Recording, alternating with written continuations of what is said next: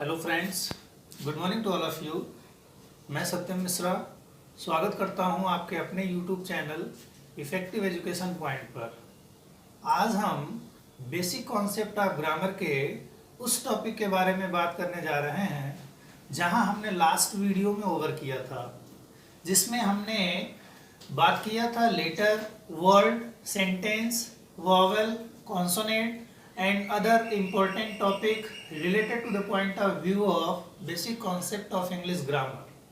So today I am going to teach you here the next important topic of basic concept of English grammar, and that is gender here. तो detail में इसके बारे में बात करेंगे कि gender क्या है, जेंडर मीन्स क्या होता है, काइंड्स ऑफ जेंडर क्या क्या हैं, और इनके कुछ महत्वपूर्ण एग्जाम्पल कैसे हैं जिनके थ्रू हम ये आसानी से समझ सकें कि मैस्कुलिन क्या होता है, फेमिनिन क्या होता है, कॉमन क्या होता है, न्यूटर क्या होता है। लेकिन उससे पहले ये जानना जरूरी है कि जेंडर क्या है। तो जेंडर मीन्स होता है लिंग।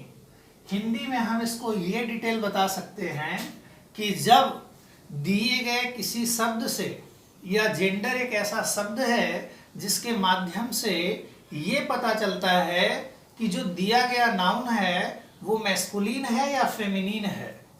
तो इसके माध्यम से ये क्लियर हो जाता है कि दिया गया नाउन मैस्कुलिन जेंडर है या फेमिनिन जेंडर है।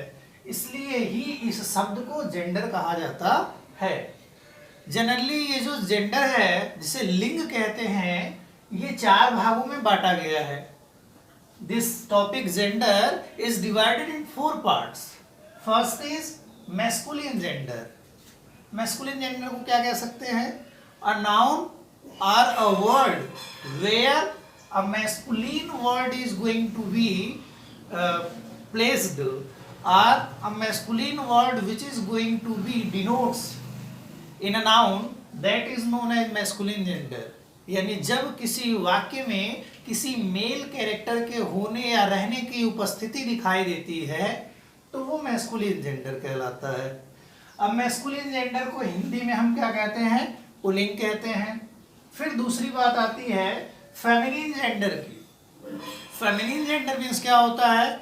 जब किसी वाक्य में किसी फेमिनिन कैरेक्टर के होने या रहने की उपस्थिति दिखाई देती है तो वो फेमिनिन जेंडर कहलाता है। इसको हम हिंदी में स्त्रीलिंग कहते हैं।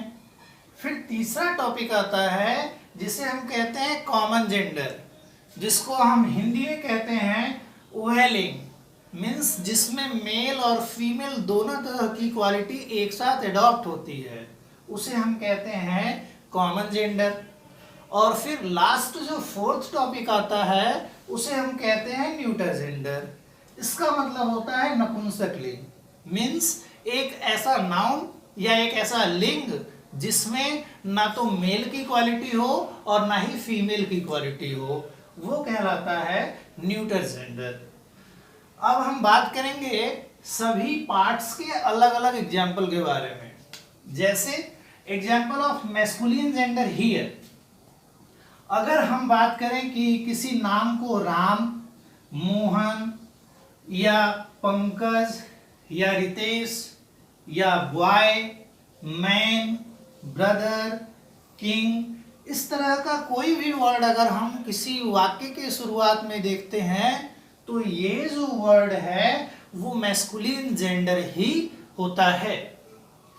फिर दूसरी बात हम करते हैं एग्जाम्पल ऑफ फेमिनिन जेंडर की, जिसमें मान लीजिए कि कोई है रीना हो, अनु हो, सविता हो, सीता हो, क्वीन हो, वीमेन हो, गर्ल हो, काऊ हो, सिस्टर हो। इस तरह के जब कोई एग्जाम्पल किसी वाक्य के फर्स्ट में दिखाई देते हैं तो हम उन्हें क्या कहते हैं?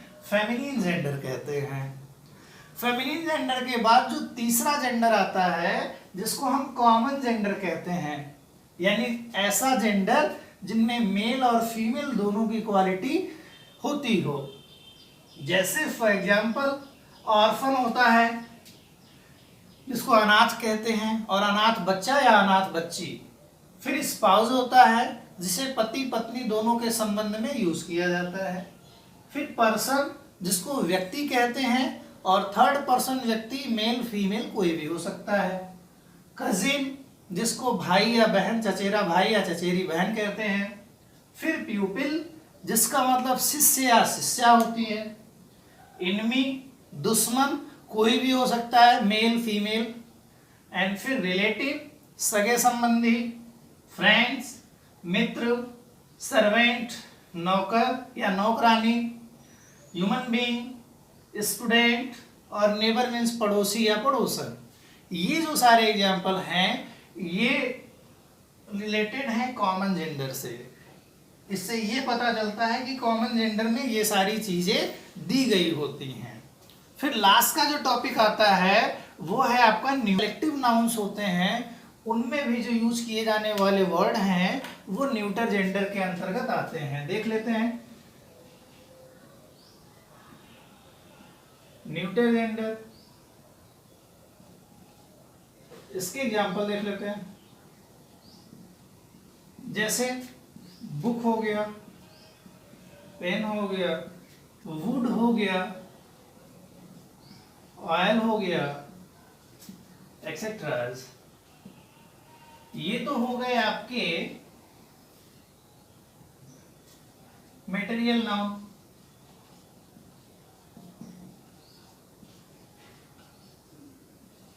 अब आता है आपका एब्स्ट्रैक्ट नाउन।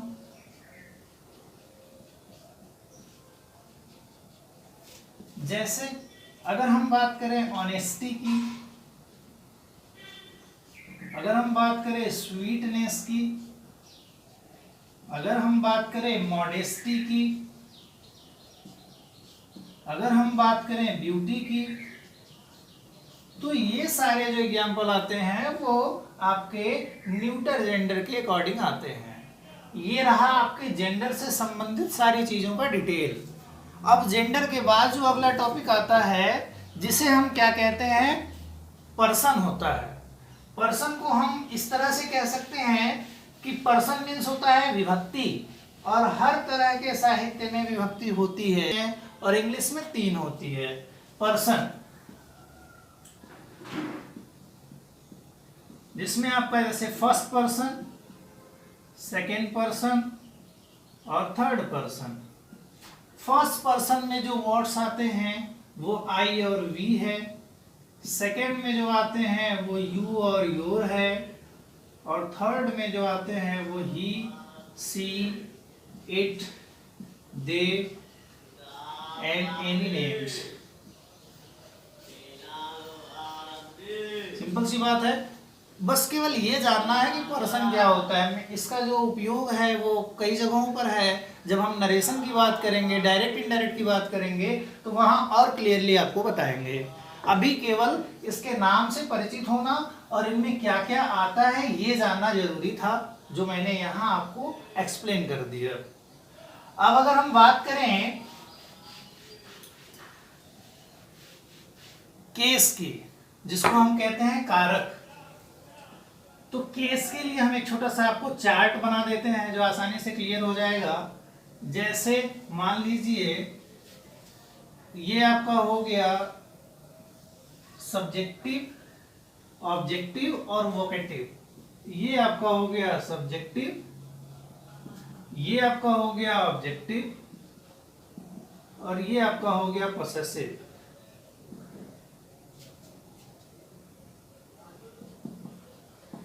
अब इस सब्जेक्टिव में जो आएंगे वो होगा I, we, you, they, he, she, it. इसी का जब ऑब्जेक्टिव करेंगे तो हो जाएगा आई का मी, वी का क्या हो जाएगा अस, यू का क्या होगा यू, दे का क्या हो जाएगा देम, ही का क्या होगा हिम, और सी का क्या होगा हर, इट का क्या हो जाएगा इट हो जाएगा। इसी के जब पोसेसिव की बात करेंगे तो ये मी जो है वो माई और माइन में आई बदल जाता है। इसी के पोसेसिव की बात करेंगे तो ये आवर और आवर्स हो जाता है। इसी में अगर हम पोसेसिव की बात करेंगे तो हो जाएगा योर और योर्स हो जाता है। इसके अगर हम पोसेसिव की बात करेंगे तो देयर हो जाता है और देयर्स हो जाता है। यहाँ बात करेंगे हिज हो जाता है, और यहाँ बात करेंगे तो हर और हर्ष हो जाता है। इट का जो पॉसेसिव है वो इट्स हो जाता है। मेनली यही सारी चीजें हैं जो केस में डिटेल में डिस्कस की जाती हैं कि ये सब्जेक्टिव, ये ऑब्जेक्टिव, ये पॉसेसिव। सब्जेक्टिव में ये सारी चीजें, ऑब्जेक्टिव में ये सारी चीजें, और पॉसेसिव में ये सारी चीजें उपयोग की जाती हैं। तो हमने बात कर लिया नंबर क्या होता है, जेंडर क्या होता है, पर्सन क्या होता है, केस क्या होता है। इसके बाद एक बहुत छोटा सा टॉपिक आता है जिसको जानना जरूरी है, जिसे हम कहते हैं सेंटेंस। तो आसानी से समझ लेंगे कि सेंटेंस क्या होता है। लास्ट क्लास में मैंने बताया था कि a group of letter is called word, और आज मैं ये कह रहा हूं कि a group of word is called sentence. Means a group of letter is called word, so a group of word is called sentence. और सेंटेंस के भी 5 प्रकार होते हैं। जैसे असर्टिव होते हैं, जिनको अफर्मेटिव भी कहते हैं, सिंपल भी कहते हैं, हिंदी में उसको साधारण वाक्य कहते हैं। दूसरा इंट्रोगेटिव होता है, जिसे प्रश्नसूचक या प्रश्नवाचक वाक्य कहते हैं। तीसरा आपका इंपेरेटिव सेंटेंस होता है, जिसे आज्ञासूचक वाक्य कहते हैं। चौथा जो टॉपिक आता है वो एक्सक्लेमेटरी सेंटेंस होता है, जिसे विस्मय आदि बोधक कहते हैं। और लास्ट जो होता है उसे ऑप्टेटिव सेंटेंस कहते हैं, जिसे प्रार्थना सूचक वाक्य कहा जाता है। इसके बाद जो इससे संबंधित एग्जाम्पल हैं और इससे संबंधित जो सेंटेंसेस हैं उसके बारे में हम कल बात करेंगे, अगले वीडियो में बात करेंगे। थोड़ी थोड़ी चीज़ों को लेकर समझना बहुत ज़्यादा अच्छा भी होगा। वीडियोस को देखें, जो भी आपके कन्फ्यूजन है केवल एक क्लिक करके पूरे वीडियो को देखने से आसानी से क्लियर हो जाएगा।